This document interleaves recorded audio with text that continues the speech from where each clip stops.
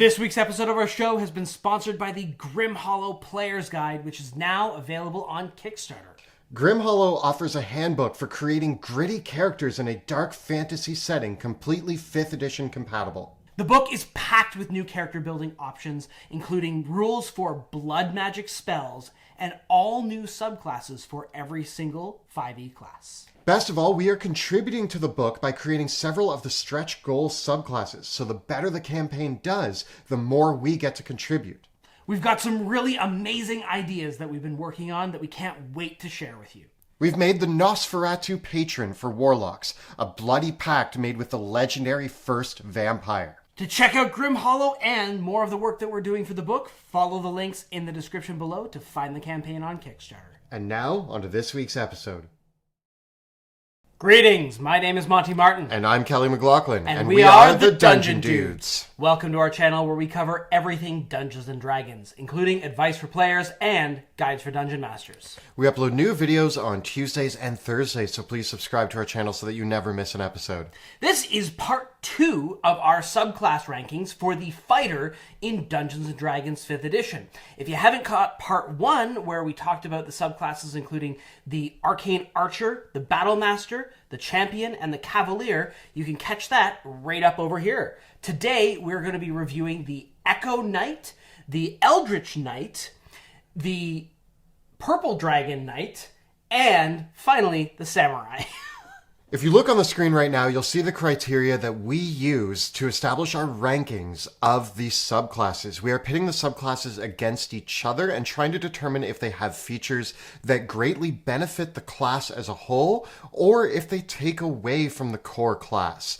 We aren't going to take into account role-playing, as we believe that every fighter subclass has an equal opportunity to be wonderfully role-played. We also are going to be looking at multiclassing maybe a little bit here and there, but it is not a core reason for us to rank a class. As the fighter is a combat-centric class, we also do need to consider how many combat encounters per day the character will be facing. Well, the default assumption under the 5th edition D&D rules is upwards of 6 to 8 encounters a day. In practical matters, we find that most groups are encountering as little as 1 or 2 per day. So for us, as we rank these subclasses, we're operating under an assumption that the characters with these subclasses will have to face about 4 combat encounters per day, and will get 1 opportunity for a short rest. So with that, let's look at the final 4 officially released subclasses for fighters in Dungeons & Dragons 5th edition. There's a lot to look at today, so let's get rolling. So the first subclass that we're going to be taking a look at today is the Echo Knight, introduced in the Explorer's Guide to Wildmount. This very unique subclass actually is cast adrift in space and time, able to summon up a temporal duplicate of itself to fight alongside themselves in battle. It's really cool. And this is represented in their Manifest Echo ability. This is a very meaty power, but the long and short of it is this. As a bonus action, you get to summon a duplicate of yourself. This duplicate has a base level armor class, only 1 hit point, uses your saving throws, and is immune to all conditions, but is basically another character that you can control and move around on your turn. It can only attack but when you take the attack action, and then you can choose whether the attack originates from the real you or your Echo. The Echo can't end its turn more than 30 feet away from you, otherwise it's destroyed, but you can always just summon up a new one as a bonus action, even though you can only have 1 in play at a time. You can also use 15 feet of your movement and a bonus action to swap places with your Echo, and on top of that, you can use your reaction to have your Echo make an opportunity attack. Also at 3rd level, you gain the Unleash Incarnation ability, which a number of times per day up to your Constitution modifier, when you take the attack action, your Echo can make an additional attack as part of that action.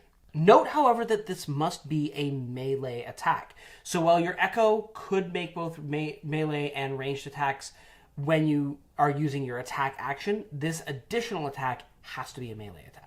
At 7th level, you gain Echo Avatar. This works relatively similar to Find Familiar, where you can now actually go into the eyes of your Echo, and you become incapacitated, but now your Echo can move up to 1,000 feet away from you.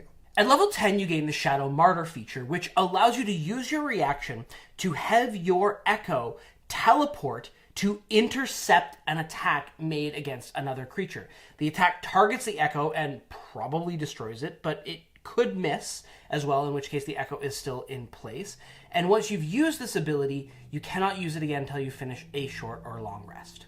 At 15th level, you gain Reclaim Potential, which means that if your Echo is destroyed, you gain temporary hit points equal to 2d6 plus your Con mod. This ability works a number of times per day equal to your Constitution modifier. Finally, at 18th level, you gain the Legion of One feature, which lets you have 2 Echoes instead of 1, which is a little crazy and perfect for a capstone feature.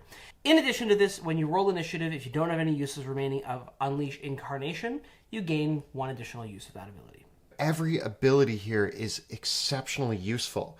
You can use the ability to be in 2 places at once. You can use this to defend your allies. You can use this to scout out areas. With the ability to move 1,000 feet away and just send your Echo, you can send your Echo into danger, and if something horrible happens, you can just summon another one. In combat, its usefulness to be able to teleport back and forth between 2 locations, get extra attacks from 2 separate locations, it's invaluable. I have to say that just looking over this subclass and the way that this adds to the fighter in not only meaningful ways, but incredibly unique and game-defining ways, I have to give this an S tier rank. I think it is one of the strongest fighter subclasses. And there's not a single ability here that feels like it's just an add-on or an extra thing that you get. Every single one adds something really cool that you can do with your Echo Knight. The Echo Knight, in many ways, is a summoner or a pet class that mitigates a lot of the downsides traditionally associated with implementations of these. Because the fact of the matter is, if your Echoes are destroyed, it's a bonus action to bring them back again. And in fact, that's a great way of using these Echoes as sacrificial victims, which will be a little bit awful to witness your Echoes get destroyed over and over again. But the fact that you can just keep having these 1 hit point minions of yourself that can go out there and absorb damage that would otherwise be affecting your allies or yourself, any attack that hits one of your Echoes is damage that did not hurt someone in your party. You actually want to be using your Echo like a distraction or a diversion, but it's also one that you can actually have some offense from and mobility from as well. You get utility because you can conjure that Echo on the other side of those bars and switch places with it, unsummon it, and then summon another one to Nightcrawler hop around places and navigate through areas. It's really, really effective getting all this teleportation and this mobility, and all of these advantages all stack up that I just think that this is unequivocally an S tier subclass. And the fact that there are no limits on the number of times you can summon the Echo is really what takes it up to the next level. Maybe once per day would be fine. It would be not S tier if that was the case. But it's unlimited. I think what's really important here is that when we look at a fighter, most people who play a fighter say, okay, I'm here because I'm waiting for combat and I'm going to run into combat and do a bunch of crazy stuff. But like you just said, the uses of this actually add a lot to the utility and exploration options. Now, by playing an Echo Knight, you're actually choosing a fighter subclass that is going to make you one of the most essential utility characters in the game. There's so many ways that you can use the Echo Knight that a creative player can actually go far beyond just combat with this subclass. The one thing that is tricky about the Echo is that it doesn't seem like it can take any other actions. So it doesn't look like it can do things like open doors or perhaps set off traps. It can speak and it can move, but its ability to interact with the environment is a little bit limited, aside from the fact that it can attack and stab things. So it kind of is in this weird space between a familiar and not a familiar, between a summon and a minion. But in that space, there's a lot of opportunity. This is an amazing subclass. Our next list of knightly candidates brings us to the Eldritch Knight, which is a magically imbued warrior. This is a fighter subclass that gives you the option to have spell casting, which in itself is an incredible option to add to a martial subclass. The Eldritch Knight gains the ability to cast a limited number of spells from the wizard's spell list. Normally, the Eldritch Knight's spell selection is quite limited. They can mostly only take spells from the Evocation and the Abjuration schools of magic, although they are able to select one spell from the wizard spell list of any school once every couple of levels. So this allows you to get some really key picks in there as well. They also only gain a limited number of cantrips, which can actually be from any school of magic, and ultimately gain upwards of 4th level spell slots, but do have a pretty limited number of spell slots overall. At 3rd level, you're going to gain Weapon Bond, which you get to bond a weapon to you so that if you ever lose it or need it, it can appear in your hand, which means you can also just walk into somewhere without any weapons whatsoever and then summon your weapon to your hand. At 7th level, you gain the War Magic class feature, which means that when you cast a cantrip, you can then use a bonus action to make a weapon attack. This actually is improved at 18th level with improved War Magic, which applies whenever you cast a spell. At 10th level, you gain Eldritch Strike, which means that if you hit a target with a weapon attack, that creature now has disadvantage on the saving throw against the next spell cast on it. At 15th level, you gain Arcane Charge, meaning that if you use your action surge, you get to teleport up to 30 feet. You can do this before or after you use the action surge. I love the Eldritch Knight. I think that there's a lot of creative play that can be had by choosing the right combination of spells and other abilities. Even just getting Shield and Absorb Elements and Find Familiar is massively impactful to the fighter's kit, and we have seen these spells have a massive impact in play at our own game tables. The downside to the Eldritch Knight is that after these amazing picks out the gate, the spell choice gets a little bit harder. The restrictions of Abjuration and Evocation magic are kind of tricky to navigate because while there are good spells in these schools, Evocation spells often rely on attack rolls and saving throws when used offensively, which means that you now have to balance your intelligence score and have a good spell save versus your dexterity or strength or whatever you're using for your melee attacks. And in fact, the Abjuration spells that you're getting at mid-levels of play are clutch in certain cases. There's great ones like Shield, Absorb Elements, Counterspell, Dispel Magic, and Banishment. But outside of that, there's really not much else that I think I'm excited about as an Eldritch Knight. You get the outside of the school spell picks as well, which are going to let you pick up things like Find Familiar, Misty Step, and of course Haste, which are going to give you those offensive and utility benefits. So I think that that when you actually start looking at it, I've looked at the spell selection and it actually really is narrow. Like there are some very clear top picks for this. I hesitate to give it the S tier. I want to, but I think it's an A+ for me. Everything in the Eldritch Knight is kind of like stumbling in the door. It's all good. It's just what are you going to do when? And jiving it is a tricky character building choice. I'm willing to completely agree with the A ranking for the Eldritch Knight for a lot of the same reasons. Although there is a limited spell selection, the reason why it still gets A is because the spells that you do get access to, which I think are going to be almost the same choice no matter who plays an Eldritch Knight, like you should be taking Shield or Absorb Elements. With your outside of the box picks, you should be taking things like maybe Find Familiar, Misty Step, or Haste. These are all excellent choices. A fighter with Shield is really hard to hit in most circumstances. And then you have these cantrips like the Green Flame Blade and the Booming Blade that are just amazing for a fighter. So you can build a really comprehensive A-tier fighter. I think to make it S-tier, I would have said drop the Evocation and give it access to all transmutation spells. That would have given you a nicer selection because I understand that Evocation is a combat-oriented school of magic. Although there are some great Evocation area of effect spells, like you had mentioned, I actually prefer to pick spells that don't require saving throws from my enemies or even attack rolls because I still think I want intelligence to be my 3rd highest stat. As a fighter, I want strength or dexterity, depending on the type of fighter I am, and constitution to make sure that I can stand up in combat. Intelligence is my third, meaning that I want spells that imbue myself, not necessarily spells that I'm dishing out to an enemy. One other detriment to the Eldritch Knight is the painstakingly slow spell progression that it has. When you first get the subclass, you get the amazing spells of Find Familiar, Shield, and Absorb Elements, and just go to town with those. The second level spell pick for the Eldritch Knight actually is really, really hard, because then you can get Misty Step, but like, what are you really going to take there that's going to have a big impact? It's hard. You don't get third level spells until 13th level, and that's when you can take Counterspell, but getting Counterspell at 13th level is not the same as getting Counterspell at 5th level when Sorcerers, Warlocks, and Wizards get it.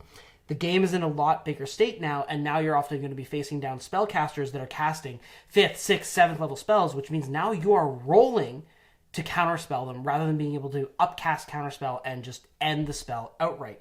The 4th level spell picks don't come into online till very high levels. And I've talked to people who are like, you can get Dimension Door and Polymorph as a 4th level spell slot. And I'm like, yeah, but Dimension Door and Polymorph were awesome at level 7 when the wizard got them. But getting those spells at level 19 when the wizard is reshaping reality itself, not quite as sexy.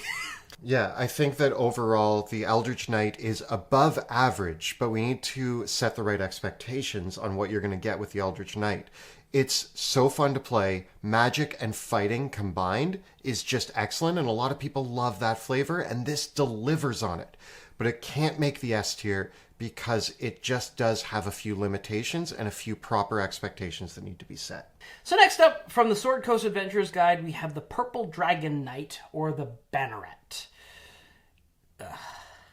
So for those of you that do choose the Purple Dragon Knight, at 3rd level, you gain the Rallying Cry ability. This is the only ability you get when you first choose the subclass, and it activates when you use your second wind power. You get to choose a number of creatures up to 3 that are within 60 feet of you and allied to you, and those creatures will regain a number of hit points equal to your fighter level. At 7th level, you gain Royal Envoy. If you weren't already proficient in Persuasion, you now are. If you are already proficient, you get to choose from a number of other options, and when you use the Persuasion skill, you get double proficiency in it. At 10th level, you gain Inspiring Surge, and when you action surge, you can choose another creature within 60 feet of you, and they can spend their reaction to make one melee or ranged attack alongside your action surge. At 18th level, you can actually choose 2 creatures instead of 1. At 15th level, you gain Bulwark, which allows you, if you use the Indomitable feature for an Intelligence, Wisdom, or Charisma saving throw, you can have an ally also remake the saving throw as well. What sucks about this ability, though, is that if you succeed that saving throw, you have to choose to use the reroll in order to allow your ally to reroll. So if you succeeded and don't need to use Indomitable, but an ally failed and you want to help them out, you now also have to reroll yourself and risk failing in order to help your friend. So let's start with the positive things about the Purple Dragon Knight. First of all, it's called the Purple Dragon Knight, and I just love that. Purple's one of my favorite colors. I like dragons, and I enjoy knights. It has it all. Next up, it is a great subclass if you really wanted to play the commander type character, but I don't even know if I want to call it great there. It is a subclass that speaks to the flavor of playing a commander type character. Does it deliver on that? Not really. It doesn't deliver on it at all. No, here's my problems with the Purple Dragon Knight. I'm going to jump ahead here to their ability Inspiring Surge, which is a mediocre option that you can pick as a Battlemaster maneuver. Yeah, it's like Commander Strike. It is Commander Strike, which we ranked as like a medium level option for your Battlemaster. But hey, you get it for free here at 10th level. Okay. The first ability that you get, the ability to heal people when you heal yourself, pretty cool. That's about the only thing that I really like, but it's the only thing you gain at 3rd level. Well, the Battlemaster gets a similar ability as well in the Rally maneuver. So if we're comparing this directly to all of the other fighters, I think like there are things here that are okay. And when I say that, what I mean is nothing takes away from the fighter subclass, which usually when we give something a D ranking means that it took away from the class as a whole. This doesn't, but I still have to give it a D ranking because just compared to every other subclass offered to the fighters, there's no reason why anybody should play a Purple Dragon Knight. I don't see a reason. None of the features here really feel special compared to the things that you get from any other subclass. You're absolutely right. None of these things are bad. They're all cool little perks that augment abilities that you were going to be using anyways in situations in which you would probably want to use them anyways. It's just that none of these things really scream out great in any way, especially when we start looking at the other fighter subclasses. Strictly speaking, for us, when we give a class a D ranking, that means that we believe playing into the class features offered by that subclass weaken the class as a whole at what it wants to be good at. The Purple Dragon Knight isn't weaker for using its abilities. You're going to use your abilities incidentally anyways. You might use Second Wind because you need to heal yourself and none of your allies need healing. You might want to use your Indomitable ability to save yourself and none of your allies actually needed to bother with that. You might want to use Action Surge for your own attacks and all of your allies have spent their reactions or don't have good melee or ranged attacks that they can make because you're the frontliner and they're spellcasters. So there's certain situations where, these abilities just don't happen at all because they're attached to the fighter's other powers that you want to use in more flexible ways. So that is my argument for giving this a D ranking. When we talked about our D rankings, the D rankings are supposed to be for a subclass that feels like a trap. The trap with the Purple Dragon Knight is choosing this subclass over any of the other ones. That is the trap, because any other subclass is going to give you more.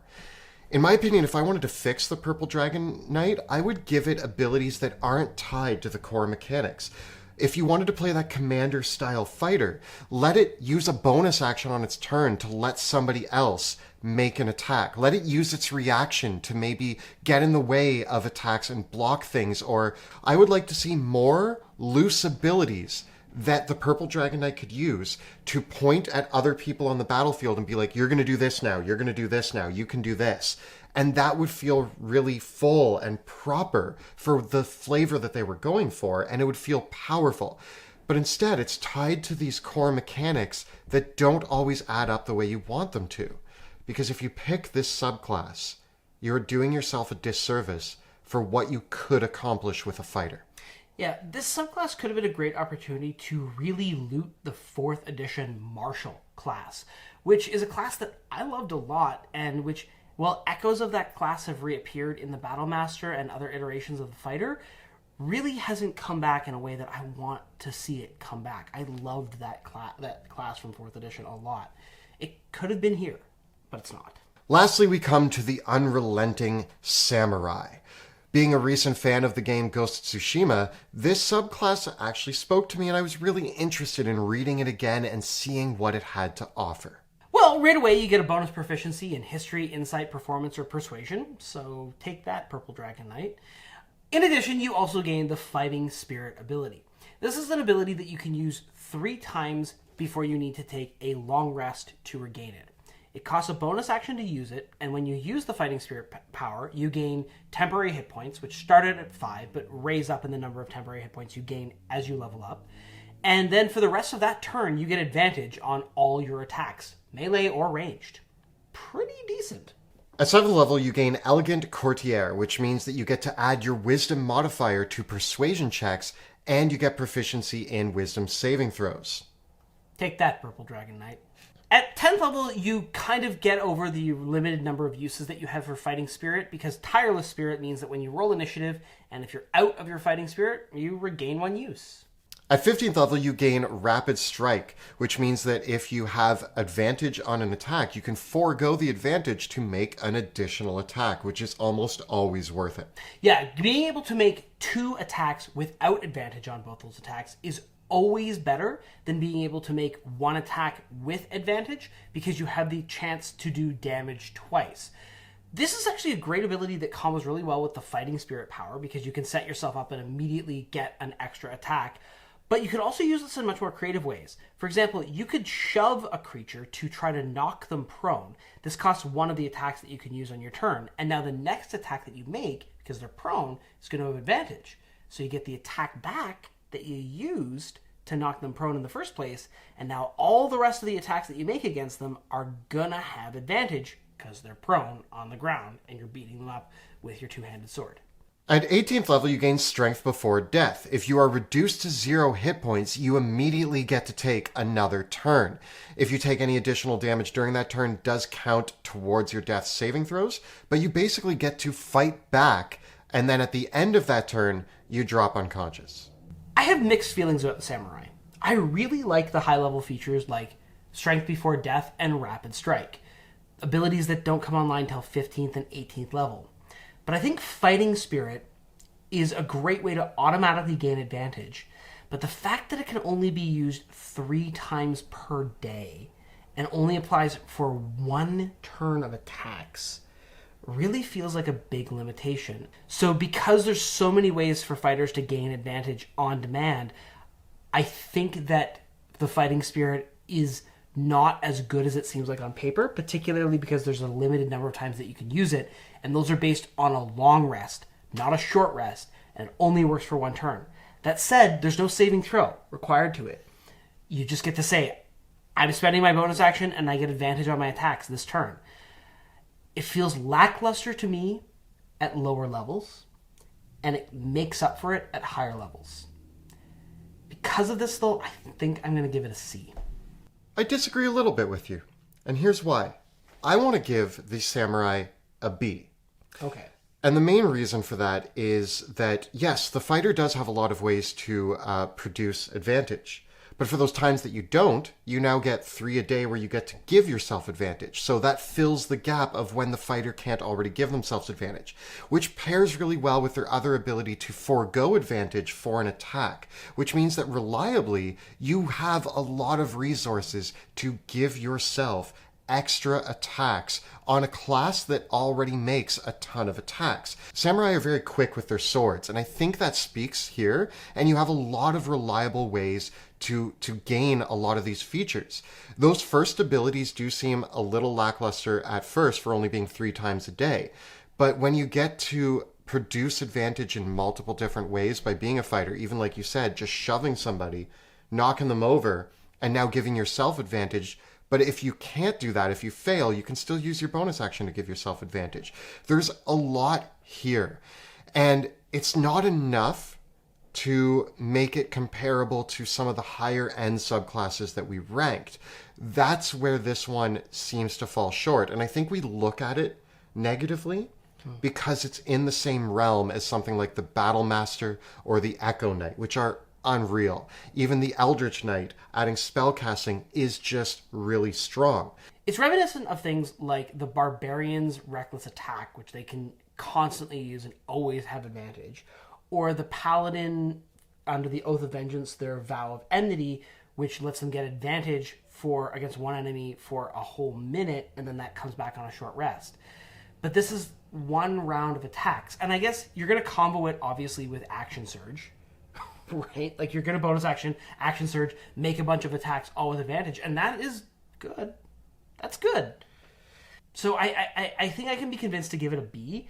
I just think that you can still do better than that, and I don't think that this Fighting Spirit ability is as exciting or as awesome or as flexible as what you can accomplish with a well-played Battle Master or an Echo Knight or anything else. It's good, it's reliable, and I think it's beginner-friendly. I am not disputing that it's anywhere close to Battle Master or Echo Knight, but it is a fun subclass with good abilities that add some really nice flavor and feeling to what's already there in the fighter class.